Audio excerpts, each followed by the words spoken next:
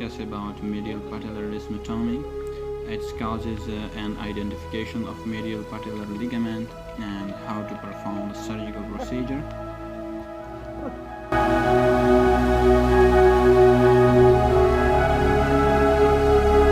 And now we are entering into the most important part of the video, that how will you identify the medial ligament.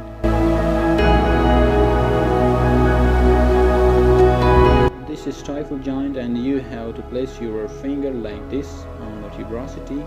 Now your ring finger extended denotes the medial ligament, while your index finger denotes the lateral ligament, and your middle finger is placed on the middle ligament. Medial patellar ligament is thin, ribbon-like, flattened, and weaker than middle and lateral patellar ligament.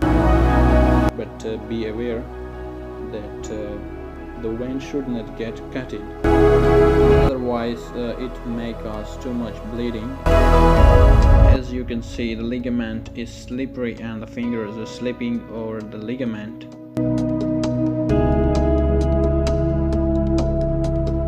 Now we are performing the procedure by taking multifolded silk thread and inserting it with the help of a curved needle into the groove so that it covers the whole ligament.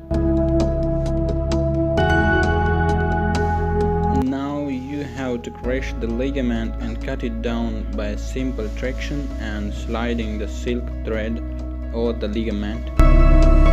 This is a safe procedure and have less chances of contamination, also easy to achieve and less chances of damaging other tissues.